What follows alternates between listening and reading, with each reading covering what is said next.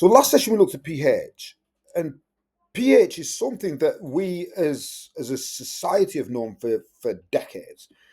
And I'm just going to kind of pull this across. Let's just move that out of the way.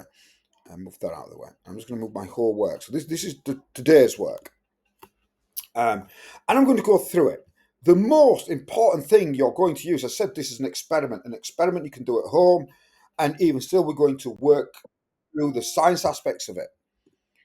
Now, the thing that you need to do this is something that I eat all the time, and it is purple cabbage.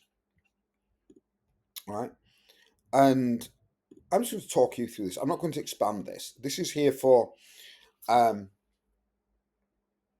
guidance for you. If there's something you don't understand, you can go back through your PowerPoint presentation.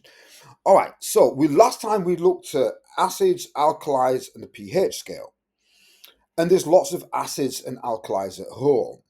I told you some are mildly annoying, like vinegar. Some are exceptionally dangerous. And it doesn't matter if it's an acid or an alkali. We looked at the pHs, pH, 6 to pH 1 is an acid. pH 1 being the strongest, pH 7 being neutral like water, and then pH 8 to 13 being an alkali. So you've got these two different symbols. Now, the first one, the first triangle, and you've got to know these hazard symbols. The first triangle, I say triangle, I shouldn't really should. It's a diamond. Oh my lord. So the first diamond here shows the label that I would put on to a strong acid or a strong alkali. This is corrosive. Corrosive means it will tear through your skin. It will damage your skin. And it's pretty horrible. There's the second symbol you'll see is moderate. And that's things like, vinegar. Vinegar's no big deal. Unless you get it in your eye, then it's annoying and it's just hot. It's just discomfortable and you need to wash your eyes out. Okay. So here we're looking at something that's quite mild. Lemons, we've looked at it. Now this is a pH scale. This is a pH scale. I'm going to write something next to this. The colours are for universal indicator. But you are not making universal indicator. You will be making indicator from red cabbage. All right, so that's universal indicator. Now, this is an alkali. Oven cleaner, I said you've got to literally stay away from things like oven cleaner. They are really, really irritating. These four things here are natural indicators. What I mean by natural indicators, depending on what pH your solution is, they will change colour. I love beetroot. I love pickled beetroot. I eat a lot of red cabbage. I really like tomatoes with a bit of salt. Always have this in even cherries. And when it's cherry season, we've got a cherry tree, so there you go. So these things you can change and turn them into pH indicators. Bear with me a second. So you can change these into pH indicators. Now, before I move forward, the colours are slightly different. They're not the same as universal indicator, but I've put a list of the different colours you've got on there. All right. And for me, the easiest thing to make it out of is red cabbage. I'm going to talk about red cabbage. Now, as you see, the colours are different. So if I just zoom out and I bring into this worksheet here, these are the colours for universal indicator. As you can see, red cabbage indicator is different, right? So each indicator has a different colour scheme, different colours at different pH. Red cabbage, I cook red cabbage. I cook it in literally pure water. And let me go back over here. And it's purple. This is purple indigoish colour. All right. But this is very different. pH is 7 with universal indicator is green. So that's the first thing to know is that different indicators have different colours. All right. Now, and again, pH 1, or we could even go really strong, pH 0 to pH 6 is acid, 7 is neutral, pH 8 to 14 is an alkali. All right. So here's a comparison of how different the colours are. As I said in your exam, if we talk about colours, we will not be talking about red cabbage pH scale. We'll be talking about universal indicator, and it's a different thing. All right. This is the equipment. So one of the cool things we're going to do today is we're going to look at how we would do it in a science lab. And then you are going to think of a way of doing it at home. So in a science lab, I would need all this equipment. I would need a beaker. I would need, this is a heat-proof mat. If you don't know, I'll show you how to set it up. That's a heat-proof mat. This is gauze. Gauze is a thin wire that you put on top of the tripod. A Bunsen burner, a funnel, filter paper, and that's literally it. Okay. So how do we carry out this experiment in a science lab? Well, we set it up in a particular way. However, before you do any experiment, you've got to do a risk assessment. Now, you believe it or not, you get exam questions on this. So when one day when you're all grown up and you're doing your GCSE exam question, it will say, right, do a risk assessment of this.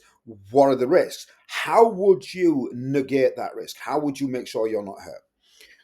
Bunsen burners can get ridiculously hot, right? So there's some bog standard things that I'd expect you to really work out for yourself. We don't expect you to know all of these. I expect you to know all of these or think about all of these if you're doing it at home. That's why you do this with parents. So the kind of obvious one for me is tie long hair back. I don't need to tie long hair back because my luscious locks are very short.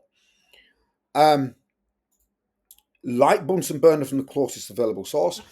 I have seen someone light a splint. A splint is a little piece of wood you have in a science lab. About 10 feet away from their Bunsen burner, try walking across. Yeah, no, shouldn't do that. If you've got loose clothing, tuck it in. Never ever. Now, this one's kind of an obvious one. If you're cooking, you'd never lean over your flame or your oven. Sorry, your cooker, your cooking hob. You shouldn't lean over it. And likewise, you don't lean over a Bunsen burner. Wear eye protection all the time. This is a strange one. And what's that got to do with a Bunsen burner? For me, I have a very simple rule in school. In my science lab, if we're doing an experiment, I don't care what it is, you have your goggles on. And there's a reason for that. Your eyes are the most delicate sense organs you've got. If you're heating things in or using chemicals, even if it's a mild irritant, I don't know how, if you get vinegar in your eyes, I don't know. I know how I react. My eyes sting, I wash them out. You might be really sensitive to it. So wear protection at all times. I don't care what experiment it is. I don't care if it's physics and you're playing with a toy car. Always have eye protection on. Okay. Hot water. The hot water can cause scalds. And its mop spills up immediately. Now, the other one for me for this, in terms of a risk assessment, is if you're cooking, you would never sit down at your cooker and cook. If you drop a hot pan down and you stood up, you just step back. So for me, if you're a hazard with working with hot water, especially in a chemistry lab, you'll always be doing, 90% of the time you're doing something with a Bunsen burner. Never sit down. All right? And that's, in one sense, it's obvious. You'd never sit down cooking. Don't sit down with a Bunsen burner. Now this one, I've done this. I was very young. I was 30, 31, 32. It'd been a long day in school. It was period 5. We'd just done an experiment. Turned the Bunsen burners off. Closed the lesson off, said bye to the kids. Off they went. I thought, right, I'll help the technicians get the Bunsen burners in. I'm not thinking. It's a long day. I'm tired. I grabbed a Bunsen burner from the top with my left hand and singed my skin. It was horrible. It wasn't a 3rd-degree burn, but it was bad enough to irritate my hand for a month. So as obvious as it sounds, do not touch the equipment. Yeah, we've done it. We've all touched something that we're not supposed to touch that's very hot. So before you do an experiment, we expect a risk assessment, right? And we will ask you questions. What is the hazard in this experiment? And how would you negate or how would you reduce the risk, minimize the risk? Okay, so let me go over here. Next. Here's some more, knife or grater. There's another story about sharp knives and how to use them. When my children were very young, they would do some whittling, and I said, "Here's a knife. Here, you. This is how you use it. You always cut away from yourself. You never cut towards yourself." And I stuck the knife in my leg. So never cut towards yourself. If when you break something, make sure you clean it up first. You stop everything. In this experiment in the science lab using a beaker, yes, they break. We don't get upset. Everyone has accidents. But what you don't do is, not deal with it straight away. The other thing, nowadays when we use food, we've got to be very careful. There are so many allergies that we're aware of. As I said, if I get vinegar in my eyes, I know what happens. It stings, I wash my eyes out. I do not know how you guys react. This is why no matter what you use with, if I turn around and say, guess what, year 9, this experiment you can do at home, you ask your parents first. All right? Okay. So this is how you set it up. And before I go through this, I'm going to tell you what you do. You cook the cabbage for 10 minutes and then you filter it off. And here you can see everything, how it's set up.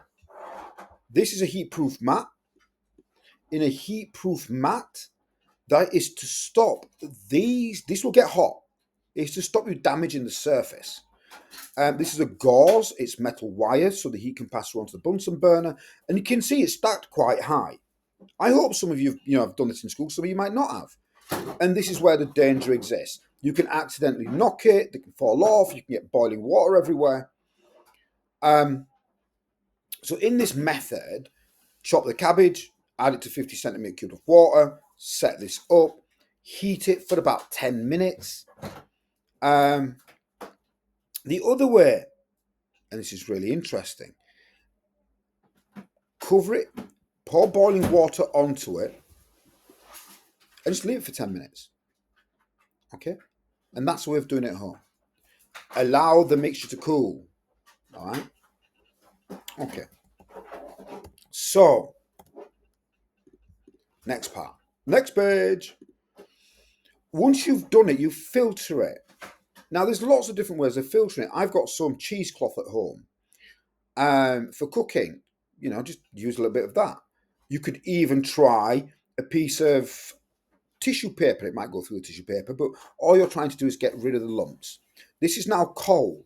The only risk assessment you've got here is in case you break this beaker. All right? And that's it, you've done. You've made red cabbage indicator, and it will work. You can test out things like lemonade, toothpaste, not bleach. Do not. Hand wash, lemon juice, vinegar, bicarbonate soda, washing powder, orange juice, cream of tartar, cream household cleaner. All right, so bleach, just stay away from bleach. It is a nasty, nasty thing. Okay, and that's the experiment. Now, we're just going to go back over here. So your first sheet, and this is not something I expect you to know really well right now. Okay, I don't expect you to remember it, but it's there. If you've never heard of the independent variable, it is the variable that you are changing. In this one, you are changing the things that you're testing. The dependent variable, what is my result? What is happening? In this case, it is the colour. The control variable, something you must keep the same. You've got a method, you've got a risk assessment, you've got to do a table. So only after your risk assessment, then you do a results table. You do a results table first. Then you do your experiment. All right? Okay. So here's a set of questions. I'm going to be really horrible. I'm not going to help you. This is universal indicator. After that, we go down to using red cabbage. The risk assessments, the equipment, everything is there. How to do it. All the documentation is here. So what? Oh dear, look at that. I can't spell carry. So as you can't use a Bunsen burner, your first task after you've answered those questions is, how do I carry this experiment out at home? And then you create a risk assessment. And here's a table of results. And I want you to see if you can create your own. And this is what we're going to do today. All right. So let me just stop recording. Oh my lord, that's a